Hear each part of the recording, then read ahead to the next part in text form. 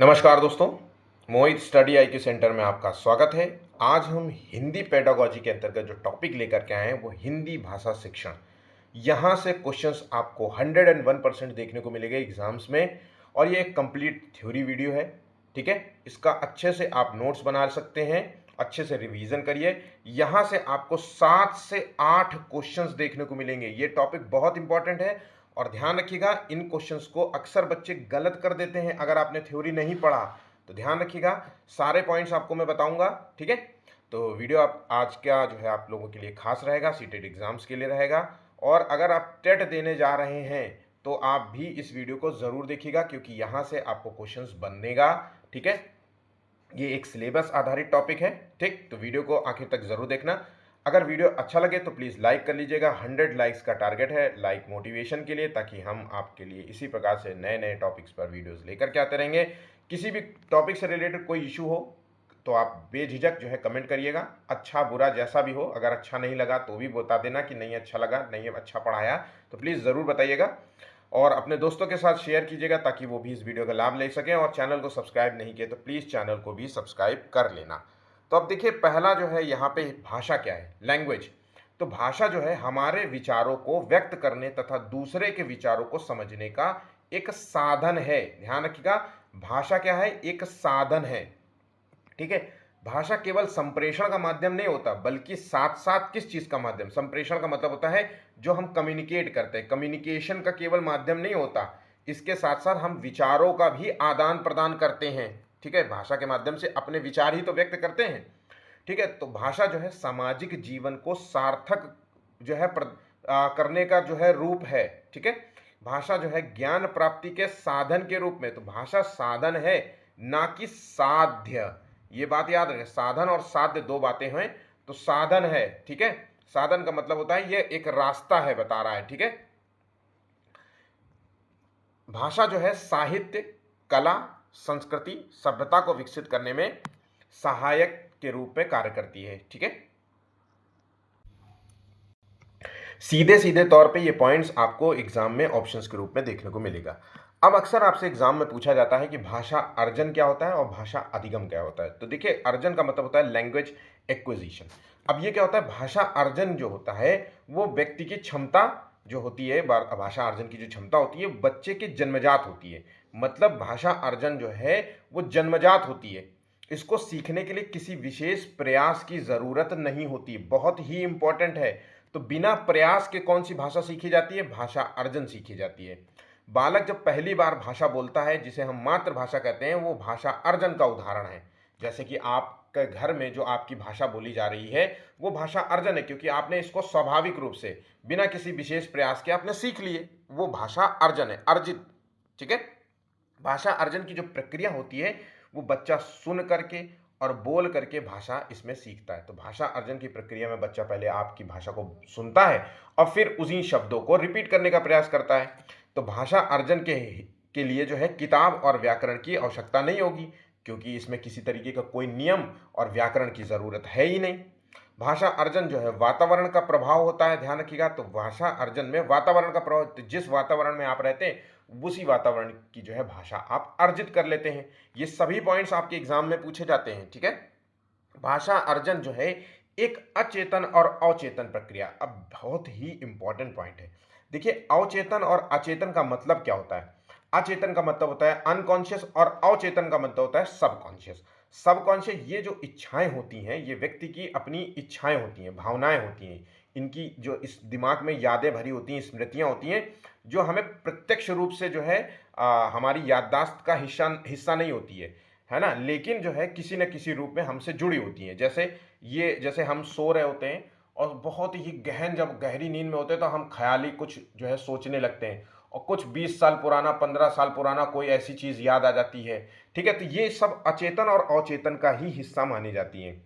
ये जो अचेतन और अवचेतन की बात बताई है, ये सिगमंड फ्रॉइड ने मन को परिभाषित जब किया था तो उन्होंने कहा था कि मन के 3 स्तर होते हैं। तो एक स्तर तो बताया था चेतन अवस्था, और दूसरा स्तर बताया था अचेतन अवचेतन अवस्था। तो अवचेतन और अचेतन जो जुड़ा हुआ है, किससे जुड़ा हुआ है, ये भाषा अर्जन से जुड़ा है। और चेतना जो जुड़ी हुई है ये भाषा अधिगम से जुड़ी हुई है। ठीक है, तो याद रखिएगा, अब यहाँ पे एक बात याद रखिएगा, भाषा जो है, भाषा अर्जन एक अनौपचारिक प्रक्रिया है। इन 2 पॉइंट्स को बहुत अच्छे से याद कर लेना। देखिए, बच्चा जो है भाषा अर्जन जो है बिना किसी प्रयास के, है ना, अवचेतन के रूप में बच्चा सीखता है। ठीक है, यहाँ पे मैंने अवचेतन के बारे में बताया था कि अवचेतन के रूप में कैसे सीखता है, कि मतलब अवचेतन में क्या होता है, थोड़े से थोड़ा सा प्रयास। मतलब ऐसा नहीं है कि बिल्कुल प्रयास नहीं कर रहा है, बिना, भाई थोड़ा सा प्रयास कर रहा है, क्योंकि प्रयास क्या कर रहा है, वो आपकी भाषा को बोलते हुए सुनता है और फिर वो उसी का अनुकरण करता है। तो एक तरीके से कह सकते हैं कि भाषा जो है अनुकरण और जो है पुनर्वलन, ध्यान रखिएगा, अनुकरण और पुनर्वलन से सीखी जाती है। अनुकरण मतलब होता है नकल, और पुनर्वलन क्या होता है कि जब बच्चा नकल करता है आपकी, तो आप उसकी तारीफ करते हो, पॉजिटिव तारीफ करते हो या निगेटिव, कुछ अच्छा बोला तो कहोगे वाह वेरी गुड, कुछ गलत बोला डांट दोगे, तो पुनर्वलन। तो यहाँ पे बच्चा भाषा अनुकरण और पुनर्वलन से सीख रहा है। ठीक है, ये बात किसने कही थी, ये बात कही थी स्किनर ने। बहुत ही अच्छे से पॉइंट इनको नोट कर लेना। अचेतन और अचेतन का अंतर सिर्फ इतना ही है, ये दोनों दबी हुई इच्छाएं होती हैं जो हमारे प्रत्यक्ष रूप से हमारे जो है हिस्सा नहीं होती हैं हमारी याददाश्त का, लेकिन किसी न किसी रूप में, किसी न किसी वर्ष हमें जो है ये समझ में आ जाती है कि अरे हमें उस समय ये हुआ था हमारे साथ, ऐसे। ठीक है, बात यहाँ समझ गए। अचेतन में क्या होता है कि दबी हुई इच्छाएं होती हैं, भावनाएं होती हैं जो हमें बहुत जल्दी याद नहीं होती, मतलब बहुत पुरानी। अचेतन के मतलब होता है बहुत पुरानी इच्छाएं, बहुत पुरानी याददाश्त। और अचेतन का मतलब होता है कि जरा सा थोड़ा सा प्रयास किया, थोड़े से प्रयास से हमें याद आ जाए। ठीक है, बात यहां समझ गए। अब भाषा अधिगम क्या होता है, तो लैंग्वेज जो है लर्निंग क्या होता है, तो देखिए भाषा अधिगम का मतलब होता है किसी भाषा को सीखना। यह एक सक्रिय प्रक्रिया है, निष्क्रिय नहीं है, सक्रिय है। यह जन्म से शुरू होती है और जीवन भर जो है भाषा अधिगम चलता रहता है व्यक्ति का। भाषा अधिगम में हम नियमों को सीखते हैं, हम व्याकरण को सीखते हैं। ठीक है, भाषा अधिगम के लिए किताब और किसी बुक की ज़रूरत होती है, टीचर की ज़रूरत होती है, नियमों की ज़रूरत होती है। बिना नियमों के आप कैसे भाषा सीखेंगे। मान लीजिए भाषा अधिगम, मान लीजिए कि आपका जो अर्जन है वो हिंदी भाषा में हुआ है, अब आप तमिल सीखना चाहते हैं, तो तमिल सीखोगे तभी ना जब आपको उसके नियमों के बारे में, उसके व्याकरण के बारे में पता होगा। ठीक है, कोई आपका जो है MKO, मोर नॉलेज अदर्स वाला जो टीचर होगा, आपसे ज़्यादा जो नॉलेज रखता है, वो आपको जब बताएगा इन नियमों और जानकारी के बारे में, सारी चीज़ों के बारे में, ठीक है, तभी तो आपका भाषा अधिगम होगा। तो भाषा अधिगम को हम किससे जोड़ सकते हैं, लक्ष्य भाषा से। मतलब आप जो भाषा सीखना चाहते हैं, आपकी टारगेट भाषा है, उसी को भाषा अधिगम कहेंगे। ठीक है, ये सभी पॉइंट्स आपसे एग्जाम में पूछे जाते हैं। भाषा अधिगम में शिक्षार्थियों को भाषा सीखने के लिए शब्दावलियां, उच्चारण और पाठ के जो व्याकरण के बारे में मार्गदर्शन दिया जाता है। भाषा अधिगम में प्रयास की आवश्यकता पड़ती है, भाषा अर्जन में प्रयास की आवश्यकता नहीं पड़ती, लेकिन अधिगम में प्रयास की आवश्यकता पड़ती है। इसमें नियम सीखने होते हैं, इसमें किताबें पढ़नी होती है, इसमें किसी प्रकार का कौशल सीखना होता है, इसमें शिक्षकों की जरूरत पड़ती है। अतः भाषा अधिगम एक औपचारिक प्रक्रिया है, ध्यान रखिएगा। मतलब औपचारिक मतलब इसमें तौर तरीके सब कुछ बताए जाएंगे औपचारिक, और अनौपचारिक में क्या होता है, कोई तौर तरीका नहीं होता, उठते बैठते खाते पीटते कुछ भी सीख लेते हैं। ठीक है, बात यहां समझ गए। अब यहाँ पे जो बात लिखी है ये बहुत इंपॉर्टेंट है। स्किनर ने ये माना था कि बच्चा भाषा जो है वो अनुकरण और पुनर्वलन से सीखता है। अनुकरण का मतलब होता है नकल, जो आपकी देख करके नकल करता है, और पुनर्वलन होता है कि जब पापा ने या मम्मी ने या घर के किसी सदस्य ने बच्चे को कुछ अच्छा बोलते हुए सीखा देखा, तो उसकी तारीफ करते हैं, तारीफ करते हैं, पुरस्कार देते हैं, उसको टॉफ़ी देते हैं। और अगर कुछ गलत शब्द बोला तो उसकी जो है बुराई करते हैं, उसको डांटते हैं, उसको मना करते हैं कि बेटा ये गलत, नकारात्मक। तो ठीक है, पुनर्वलन पॉजिटिव और निगेटिव दोनों तरीके की होती है। ठीक है, और यहीं पे बाइगोस्की ने माना कि बच्चा जो है भाषा सीखता है वो कैसे, सामाजिक क्रियाओं के द्वारा सीखता है। तो सामाजिक क्रिया से भाषा सीखने के बारे में किसने कहा था, बाइगोस्की ने कहा था। और स्किनर ने किसके संदर्भ में कहा था, अनुकरण और किसके कारण, पुनर्वलन के कारण। तो ये दोनों पॉइंट्स आपको बहुत अच्छे तरीके से रटा होना चाहिए। अब यहाँ पे एक अंतर दिया है, स्क्रीनशॉट आप चाहें तो ले लीजिए। भाषा अर्जन जो होता है वो अवचेतन से अचेतन से जुड़ा होता है। अवचेतन का मतलब होता है थोड़े से प्रयास से हम भाषा सीख जाते हैं, और अचेतन का मतलब होता है कि दबी हुई इच्छाएं, ठीक है, या फिर जो भावनाएं, स्मृतियां इनसे जुड़ी होती हैं। भाषा अधिगम कह सकते हैं ये चेतना से जुड़ी होती है। तो चेतना का मतलब क्या होता है, तो चेतना जो जो इस समय, अभी के समय जो आप सोच रहे हैं, वो चेतना में, होश में रहते हुए जो आप सोच पा रहे हैं, वो चेतना से जुड़ी हुई है। ये एक स्वाभाविक प्रक्रिया है, ये एक जो अधिगम है वो नियमबद्ध प्रक्रिया है। भाषा अर्जन अनौपचारिक प्रक्रिया, तो हम कह सकते हैं भाषा अधिगम औपचारिक प्रक्रिया है। भाषा अर्जन में हम मातृभाषा सीखते हैं, भाषा अधिगम में हम दूसरी भाषा सीखते हैं, या हम कह सकते हैं कि हम इसमें लक्ष्य भाषा सीखते हैं। ठीक है, अब आ जाते हैं कि भाषा के जो विविध रूप हैं वो कौन से होते हैं। तो एक तो आपको पता है कि मदर लैंग्वेज होती है, ठीक है, जो आपके घर में बोली जाती है। एक राष्ट्रभाषा होती है जिसे नेशनल लैंग्वेज कहते हैं। भारत की कोई भी नेशनल लैंग्वेज नहीं है, संवैधानिक तौर पर हम हिंदी भाषा को राष्ट्रभाषा नहीं है, ध्यान रखिएगा। संवैधानिक तौर पर अगर हम हिंदी को राष्ट्रभाषा का दर्जा दें तो ये गलत होगा। ठीक है, राजभाषा क्या होती है? हाँ, ये बात सही है कि ऑफिशियल जो लैंग्वेज होती है वो हिंदी जो है एक औपचारिक भाषा के रूप में इस्तेमाल की जाती है। 1963 के जो लैंग्वेज एक्विजिशन जो है जो ऑफिशियल जो है लैंग्वेज एक्ट है, उसके तहत आर्टिकल जो है 343 क्लॉज 1 जो है हिंदी राजभाषा से जुड़ा हुआ है। इसको नोट कर लेना, एग्जाम में ये सीटेट के एग्जाम में पूछा गया है और यूपी टेट वाले बिल्कुल अच्छे से तैयार कर लेना। ठीक है, तो भाषा राजभाषा का संबंध है आर्टिकल 343 क्लॉज 1 से। ठीक है, अब प्रोफेसर स्मिथ के अनुसार भाषा के संदर्भ में क्या बताएं, तो देखिए 1 साल का बच्चा होता है वो 3 शब्द बोलता है, 2 साल का बच्चा 272 शब्द बोलता है, और 5 साल का बच्चा जो होता है 2072 जो है शब्द बोलता है। तो ध्यान रखिएगा, यूपी टेट देने जा रहे हो तो अच्छे से इसको रट लेना। अब आ जाते हैं भाषा शिक्षण की प्रमुख विधियां क्या है। तो देखिए भाषा शिक्षण की जो प्रमुख विधियां हैं वो है एक व्याकरण विधि, उसके बाद व्याकरण अनुवाद विधि, प्रत्यक्ष विधि, समिश्रण विधि, संप्रेषण परक विधि, आगमन और निगमन विधि। ठीक है, ये कुछ भाषा शिक्षण की जो है प्रमुख विधियां हैं। आइए एक एक करके इन विधियों को पढ़ते हैं। तो व्याकरण विधि में क्या होता है कि इस विधि में के अंतर्गत क्या होता है, हम अन्य भाषा के नियमों को कुछ शब्दों के साथ सिखाया या याद कराया जाता है। ठीक है, तो हम नियमों के साथ अगर हम कुछ सीख रहे हैं तो वो व्याकरण विधि कहलाती है। इसके बाद हम शब्द संयोजन और व्याकरणिक नियमों के आधार पर अभ्यास कराए जाते हैं इस विधि में। व्याकरण अनुवाद विधि में क्या होता है कि इस विधि में छात्रों को व्याकरणिक नियमों के आधार पर लक्ष्य भाषा का भाषाई वितरण समझाया जाता है, साथ ही मातृभाषा और लक्ष्य भाषा में अनुवाद की प्रक्रिया भी सिखाई जाती है। इस विधि में बच्चे जो है लक्ष्य भाषा जो टारगेट भाषा है उसको पढ़ना लिखना सीखते हैं, परंतु बोलने के ज़्यादा अवसर नहीं मिलते हैं इसमें, क्योंकि बस केवल व्याकरण सिखाया जाता है और उसका जो है ट्रांसलेशन अनुवाद होता है। इस विधि में जो है कक्ष पूरी तरीके से शिक्षक केंद्रित होता है, ये एग्जाम में आपसे पूछा जाएगा। ठीक है, अब प्रत्यक्ष विधि क्या होती है, इसमें हम सीधा प्रत्यक्ष रूप से जुड़ते हैं, इसे हम कह सकते हैं कि मौखिक वार्तालाप विधि भी कह सकते हैं इसको। ये विधि जो होते हैं शिक्षार्थी को मातृभाषा की मध्यस्थता के साथ अन्य भाषा सिखाई जाती है। इस विधि में बच्चों की जो है मातृभाषा का प्रयोग नहीं किया जाता, केवल लक्ष्य भाषा के आधार पर जो है आधार बनाया जाता है। समीक्षण विधि क्या होती है, समीक्षण विधि में जो है शिक्षक जो है भाषा शिक्षण के विभिन्न उद्देश्यों के अनुरूप और शिक्षण प्रक्रिया के विभिन्न चरणों पर किसी भी विधि का चयन कर सकता है। अगली जो विधि है वो है संप्रेषण विधि, कम्युनिकेटिव जो है मेथड क्या होता है, तो ये जो विधि होती है ये प्रत्यक्ष विधि की प्रक्रिया को और शुद्ध बनाते हुए संप्रेषण विधि का विकास हुआ।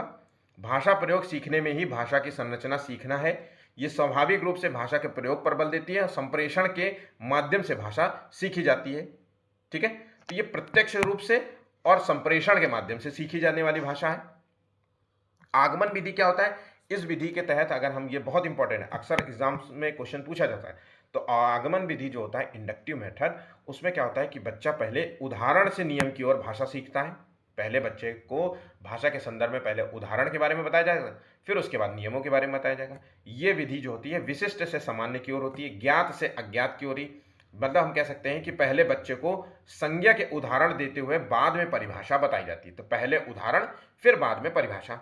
निगमन विधि जो होती है वो आगमन विधि का जस्ट पलट होती है, उल्टा होती है, डिडक्टिव मेथड इसे कहते हैं। तो ये नियम से उदाहरण की ओर चलती है, सामान्य से विशिष्ट की ओर चलती है। हम इसमें पहले बच्चों को भाषा के जो है नियम, परिभाषा है ना, रूल्स, ये सब सूत्रों का जो है बताते हैं, फिर उसके बाद उदाहरण हुआ प्रश्न जो है हल करवाते हैं।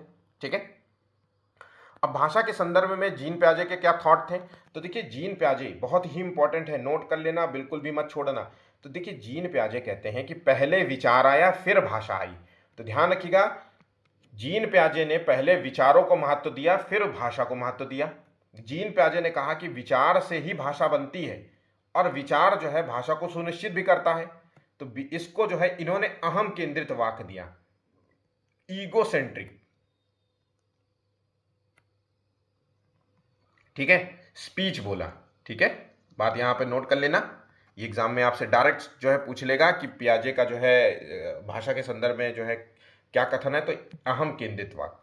पियाजे जो है भाषा को संज्ञानात्मक विकास के लिए बहुत ज्यादा महत्वपूर्ण नहीं मानते। अब भाषा के संदर्भ में जो है लेव वाइगोस्की के क्या कथन है, तो देखिए भाषा के संदर्भ में उन्होंने अगर हम पियाजे की बात करें तो पियाजे विचारों को ज्यादा महत्वपूर्ण मानते हैं, भाषा को कम महत्वपूर्ण मानते हैं।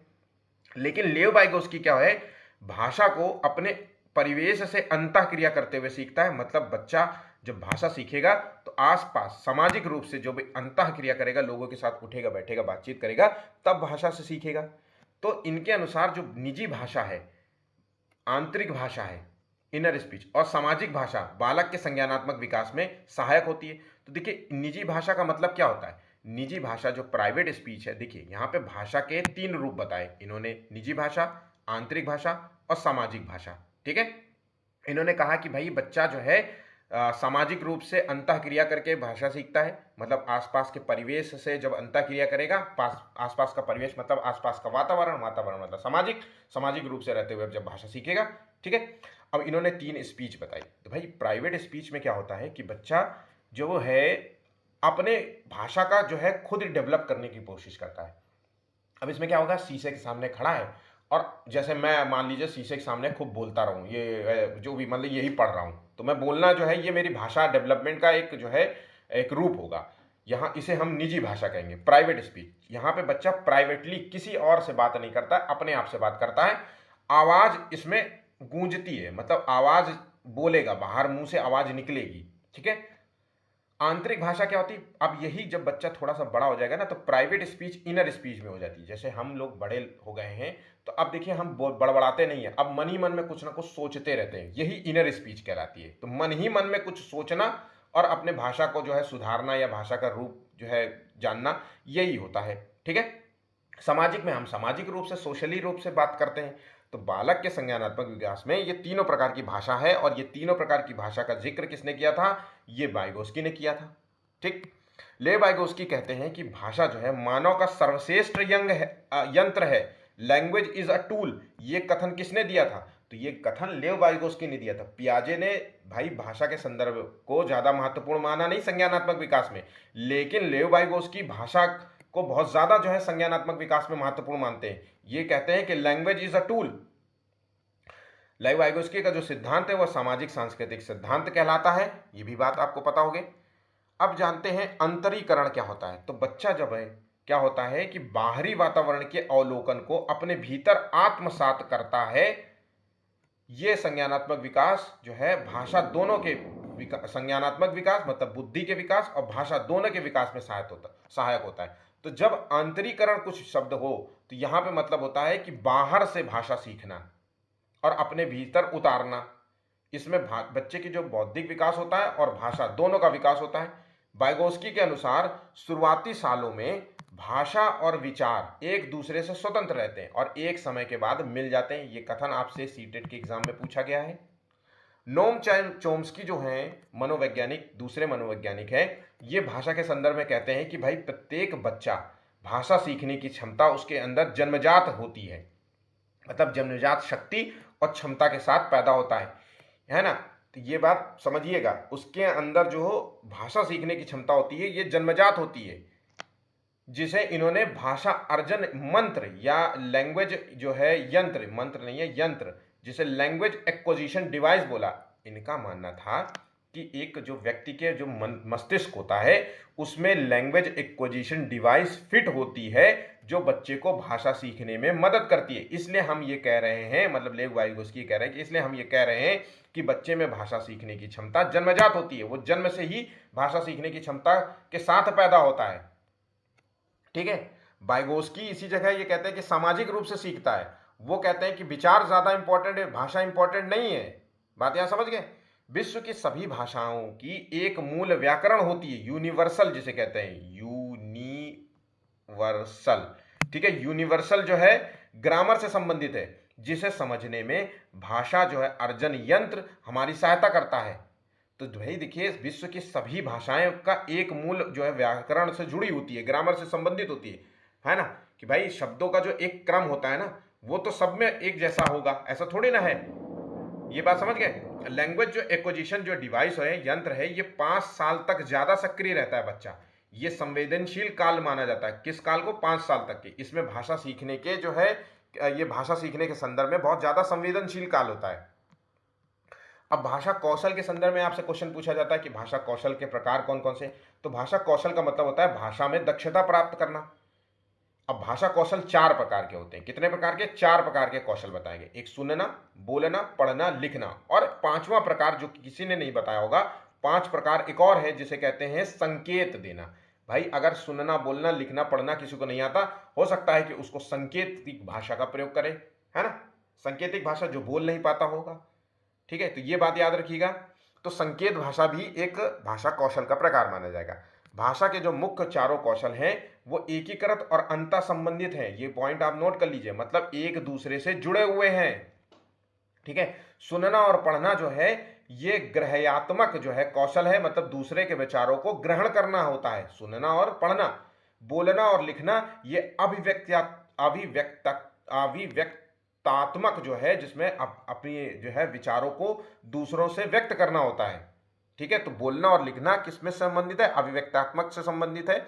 और सुनना और पढ़ना ग्रहयात्मक से संबंधित है, कौशल से संबंधित है, जिसमें दूसरों के विचारों को ग्रहण किया जाता है।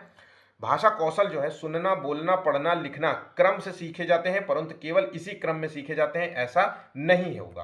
तो ध्यान रखिएगा, ये क्रम में होना जरूरी है, लेकिन इसी क्रम में हो ये जरूरी नहीं है। हो सकता है कि पहला बच्चा बोलना सीख जाए, कुछ शब्दों को बोले, फिर सुनना, ऐसे हो सकता है ना। तो मतलब क्रम इंपॉर्टेंट नहीं है इस संदर्भ में। ठीक है, अब भाषाई विकार के बारे में बात कर लेते हैं। Language disabilities. तो अक्सर आपसे ये पूछा जाएगा कि अफेजिया क्या होता है, डिसलेक्सिया क्या होता है, डिसग्राफिया क्या होता है, ये आपसे अक्सर पूछा जाता है। तो अफेजिया जो होता है, इसके कारण बच्चे को सुनने, समझने और बात करने में, मतलब भाषा का प्रयोग करने में समस्याएं आती हैं। डिसलेक्सिया में क्या होता है? ये एक पठन अक्षमता है, जिसमें पढ़ने और लिखने की समस्या को जो है डिसग्राफिया कहते हैं,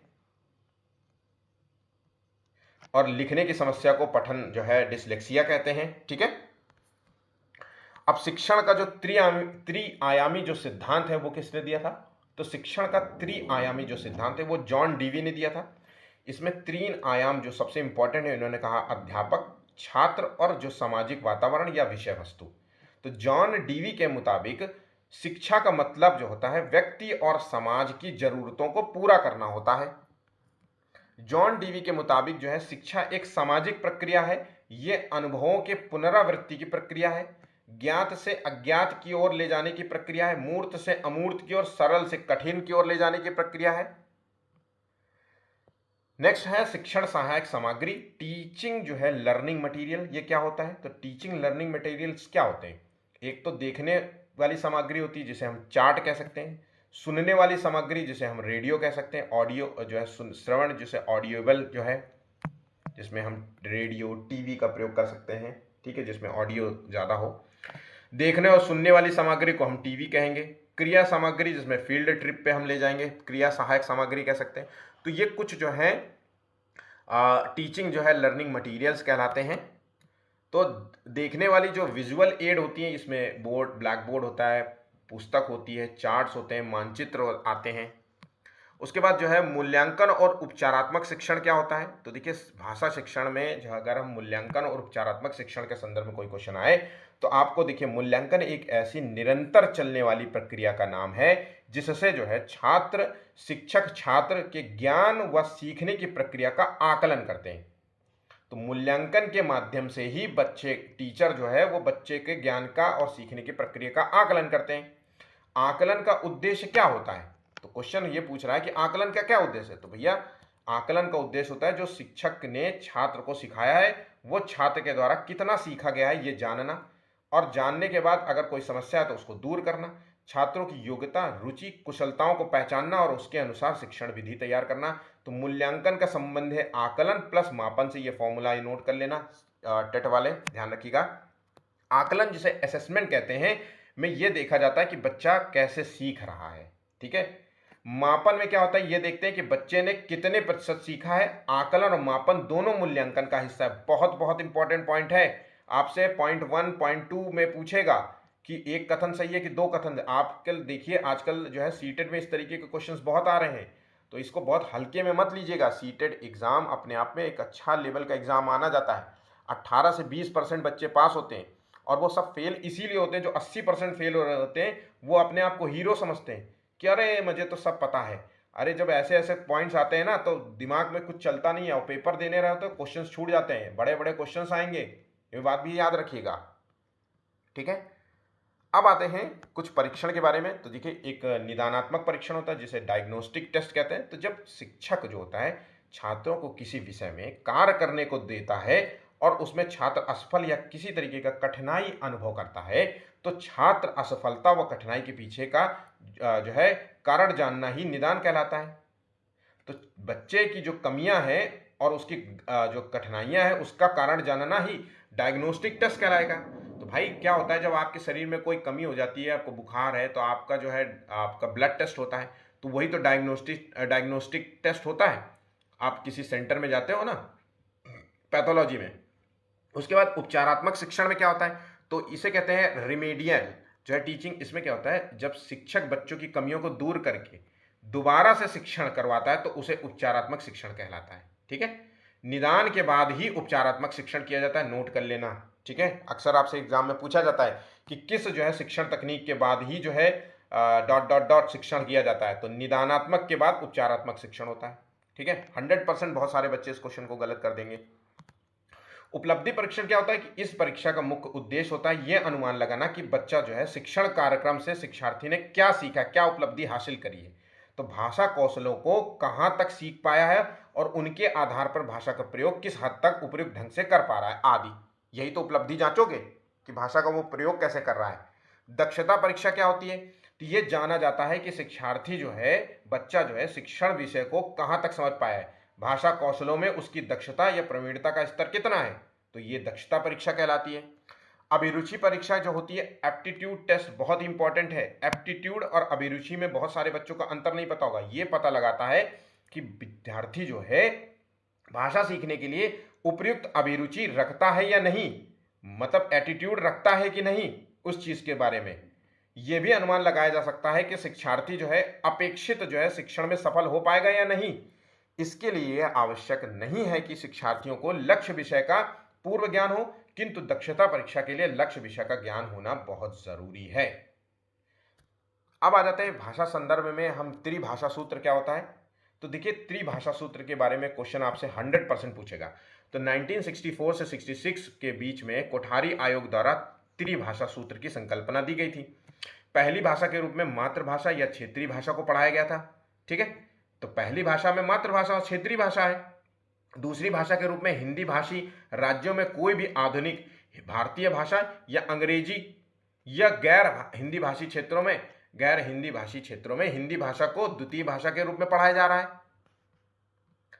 तीसरी भाषा के रूप में हिंदी भाषा, गैर हिंदी भाषी राज्यों में जो है अंग्रेजी या कोई भी आधुनिक जो है भारतीय भाषा उसे द्वितीय भाषा के रूप में ना पढ़ाया गया हो। ठीक है, तो ये कुछ जो है त्रिभाषा सूत्र हैं, ध्यान रखिएगा। ये सभी क्वेश्चंस आपके एग्जाम के लिए महत्वपूर्ण थे। कुछ नहीं करना है, बस एक बार ऐसे सरसरी निगाह से पढ़ लीजिए, इसका छोटा छोटा नोट्स बना लीजिए, एक दो बार पढ़ोगे समझ में आ जाएगा। बहुत सरल भाषा में मैंने नोट्स बनाए थे। ठीक है, उम्मीद करता हूँ वीडियो अच्छा लगा होगा। 100 लाइक्स का टारगेट है, लाइक मोटिवेशन के लिए होगा। और चैनल को सब्सक्राइब नहीं किया तो प्लीज़ चैनल को भी सब्सक्राइब कर लेना। धन्यवाद।